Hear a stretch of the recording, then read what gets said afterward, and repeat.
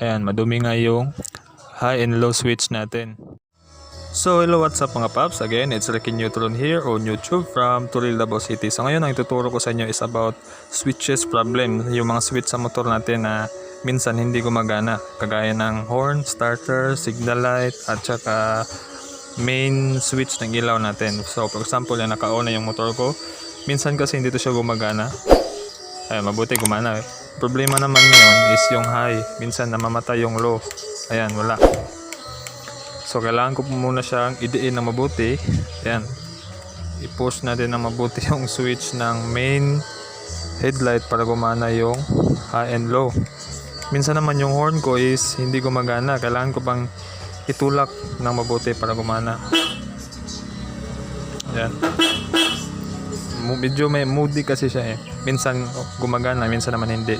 So ituturo ko sa inyo kung paano natin siya ayusin, tatanggalin at lilinisin. So ang importante is meron tayong soldering wax, star screw or Phillips screw, flat screw na yung malaki at saka yung flat screw na maliit. Importante din doon sa horn, kung gusto nyong konting force lang ng horn gumagana siya, is kailangan natin ng soldering iron at soldering lead. Doon naman sa mga switch ng ilaw, ang importante lang is meron tayo nitong soldering wax. Ito kasi yung ginagamit ko para hindi siya corrosion. At saka itong maliit na flat screw na panglinis natin sa mga contact point. So sakto lang din naman. Ayan, off muna natin. Sakto lang, bago lang ako nagpalit ng dalawang blow water. 699 lang yan, dalawa na 60 watts TDD blow water. So ito yung luma ko. Yan, yellow lens. Nasa YouTube na rin or sa channel ko kung paano natin siya ginawang yellow lens sa halagang 5 pesos. Yan yung luma ko. So gawin ko din yung yellow lens. Kaka-install ko lang kasi at magpapalit na lang din tayo ng speedo cable. Hindi ko na ipapakita. Nasa YouTube na or sa channel ko na yung tutorial. Meron ding replacement ito kung sakaling mahirapan kayo maghanap ng stock ng Smash. So pwede kayo gumamit ng ibang model. Nandun na din sa channel ko, Ricky Neutron sa YouTube. Okay, ngayon tatanggalin muna natin itong cover na at ipapakita ko sa inyo kung paano natin tanggalin itong mga switch na to. Ang tatanggalin ko lang dito is horn, high and low at saka main ng ilaw natin sa headlight and taillight. So, okay, sa hindi pa alam kung paano siya tanggalin, meron yung screw. Ayan, 1, 2, 3, 4, 5, 6 at saka pang 7 yung sa gitna, pine. Ayan. At syempre tanggalin natin yung side mirror. Ayan, dalawa, open range na number 14. So okay, tatanggalin muna natin to, then switch at lilinisin or ayusin natin. Okay, so yan mga paps, natanggal ko na. Yan, ipapakita ko rin kung paano ko siya nilagay yung blower ng aking headlight. Kasi yung iba tinatanggal yung blower, sa akin nilagay ko lang siya sa gilid. So okay, yan, yan yung blower ko sa aking headlight. Ayan, lagyan ko siya ng blower, tinap ko siya sa low. Pwede nyo rin siya itap sa taillight para pag on pala ng headlight, on na din yung blower. Kasi yung sa akin sa low ko lang siya nilagay kasi laging naka-low naman itong motor ko. So yan, para meron kayong idea. Yung heatsink, ginamitan ko na ng grinder. Tinanggal ko na yung heatsink kasi tumatama siya dito sa dashboard. So yan, nasa gilid lang yung blower. So dito na tayo sa ating main event, kung paano natin tanggalin yung switch ng ating motor, high and low, then horn at saka itong main switch ng ating ilaw. So kailangan natin dyan is malaking flat screw. Ayan, meron kasi yan siyang lock sa gilid. Itutulak nyo lang yung lock na yan, tapos yung switch is tulak nyo palabas. Ayan, tulakin nyo ng flat screw yung sa gilid. Ganon din sa high and low. Ayan, at saka yung sa horn. So tanggalin natin to, yung dalawa na to. Huwag na itong sa taas, sa dashboard kasi yan. So yan yung tatanggalin natin, yung nakadikit sa bakal. Ayan,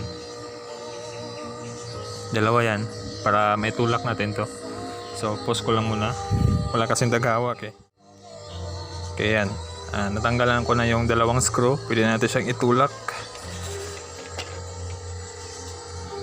Ayan. nakasabit kasi itong speedo cable, tatanggalin na lang din natin. Ayan. Sa mga hindi pa nakapag-subscribe, please do subscribe sa channel ko, Ricky Neutron sa YouTube. At kung may tanong kayo, pwede kayong mag-message sa Facebook, Alcibar the second. Dalawang ay po sa huli, yung the second. So yan. So madali lang yan tanggalin yung switch. Meron din siya mga lock sa gilid. Again, flat screw yung gagamitin ninyo. Wala kasi tayong tagahawak ngayon, ako lang mag-isa. So for example yan, yung signal light, tutulak nyo lang yung lock sa gilid. Yan, tulak nyo lang yan, tapos sabay tulak naman sa switch palabas para matanggal natin. So ganun lang. So pause ko lang muna kasi ako lang yung mag-isa, wala akong tagahawak. Tanggalin ko lang muna yung mga switch. Okay? So ito na siya mga paps. Tatlo lang yung tinanggal natin. High and low, main switch ng ilaw at saka horn. So ayan.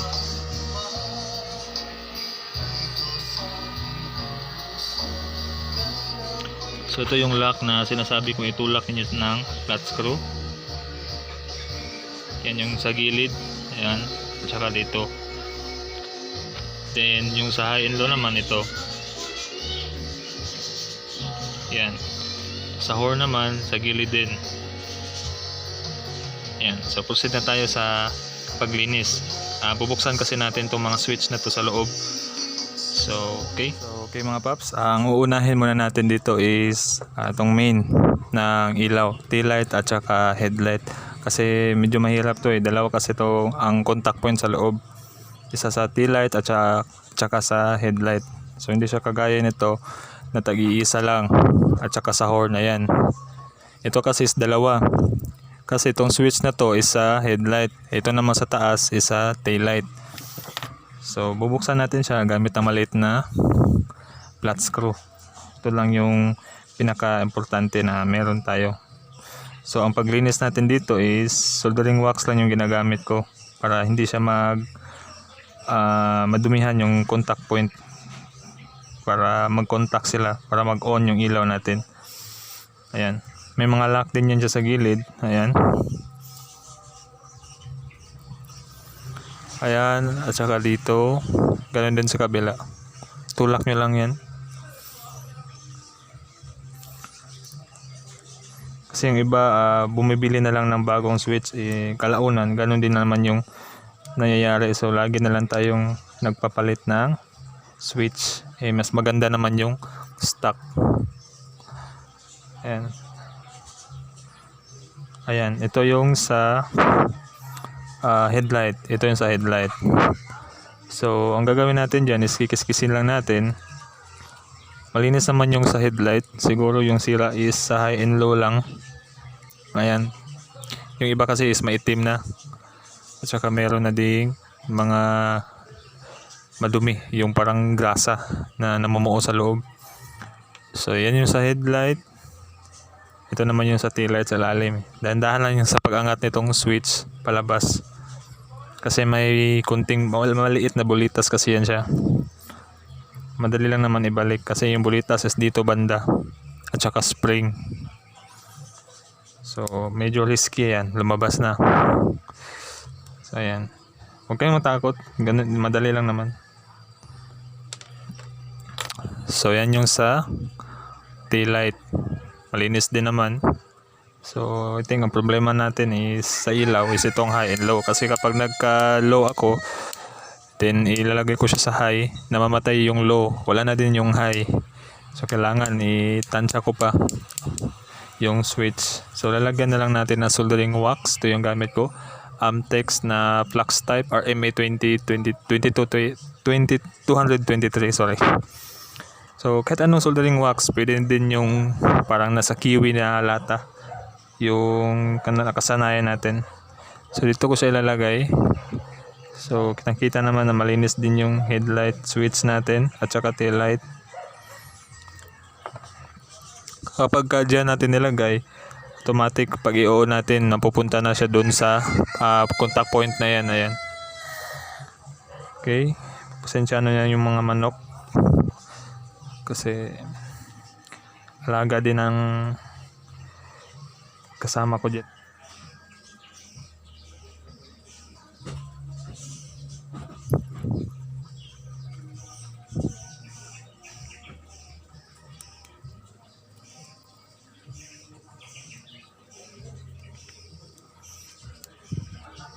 Ayan. So, napasok na natin yung bulita sa loob at saka yung nalagyan na natin ng wax yung contact point sa taillight. So, next is yung sa headlight. Lagyan lang din natin ng wax, soldering wax. Ayan. Then, ibalik lang natin to.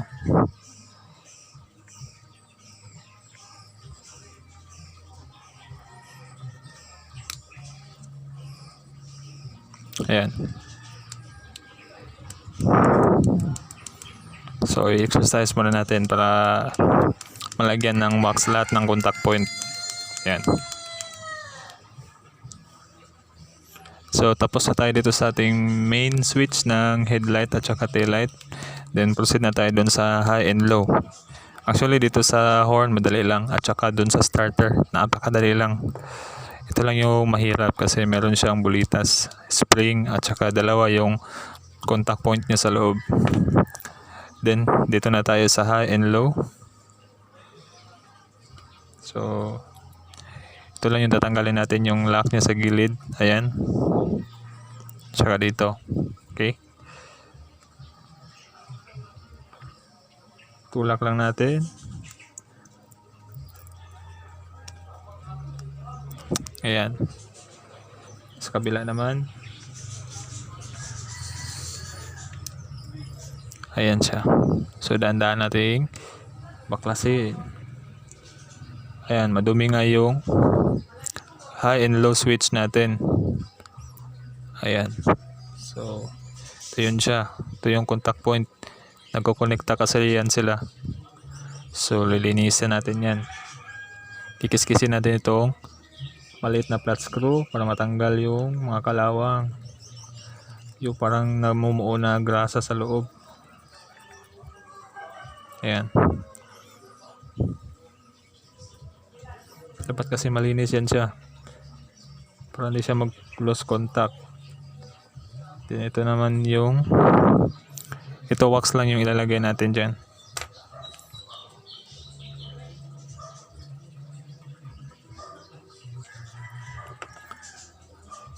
Ito pwede natin hindi na lang lagyan kasi meron na dito.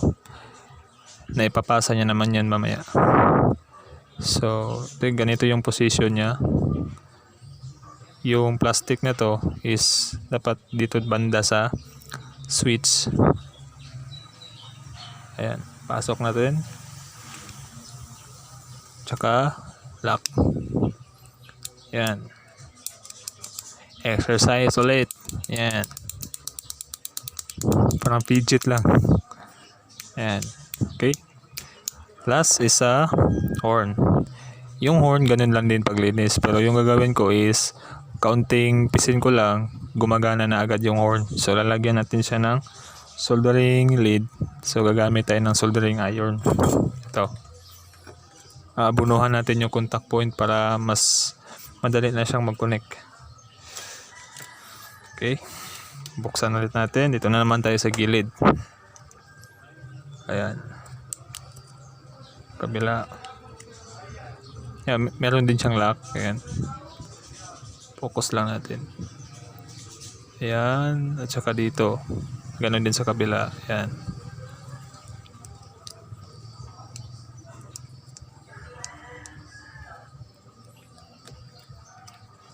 Yun. By the way guys, yung mga socket niya pala yan. Kahit dun sa wire, lalagyan natin ng soldering wax mamaya. Ito. Lalagyan natin ng soldering wax yan mamaya at saka yung pares niya. Ito yung sa horn. Ito yung sa horn. Yan. Yan yung resulta kapag laging nababasa. Okay. Naglulumot siya. Hindi ko anong tawag yun sa inyo. Lumot kasi tawag dito sa amin sa Tabo. Ayan. Lilinisin na natin yan. Kasi dapat kulay copper yan eh. Nagka-carbonize na siya. So kaya malinis yung contact point. Ito yung lalagyan ko ng soldering lead para umangat. Para pagkapisin natin dito ng horn, kahit konting press lang natin, nagkukunik agad sila. So ito yung tatrabahoin ko. Papakita ko sa inyo.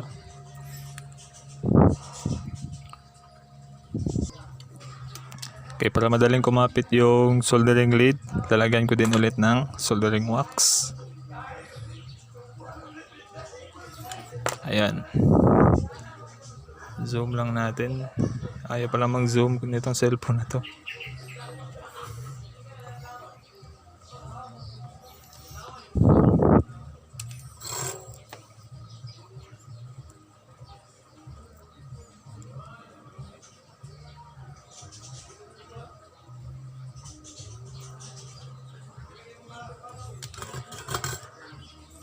So ayan siya mga paps. Meron na siyang soldering lead na nakadikit. Ayan, hindi na yan siya matatanggal. Ayan. Huwag nyo tagalin sa paghinang kasi natutunaw itong plastic. So mas maganda na meron tayong soldering wax kasi natutunaw agad yung soldering lead at saka dumidikit siya agad dito sa may bakal na area na to. So ayan, balikan natin siya dun sa dati. Ayan. Linisin na natin ito saglit. Ayan. Gaano siya kadumi. Oh. Napakadumi. Ayan.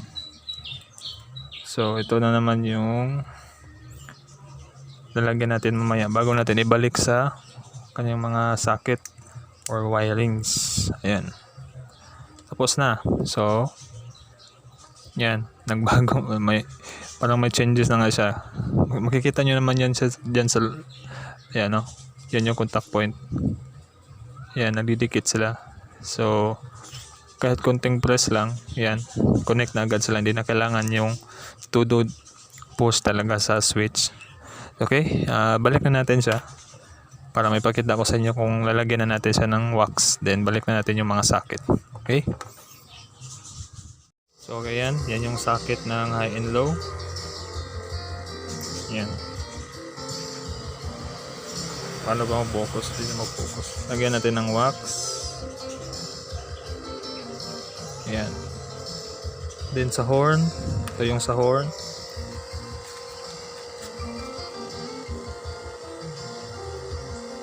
Yan. Then sa tail light. Then headlight. Dalawa lang yan eh. Pero lagyan lang natin lahat. Ayan. Then ibalik na natin yung mga switch. Okay? Then ipapakita ko na sa inyo kung okay na siya. Hindi na siya namamatay kapag high and low. Then gumana agad yung horn natin. Okay? Pause ko lang muna. Okay mga paps. Tapos na natin siyang ma-repair at may kabit. So test na natin siya. Yan, nakauna yung susi. Yan. So, una natin gagawin is papandarin muna natin. Ito is full wave na. Pinull wave ko na to. So, on natin yung headlight. On off. Main ng headlight. Yan. Hindi siya katulad ng una na napakahirap paandarin yung ilaw. Yan.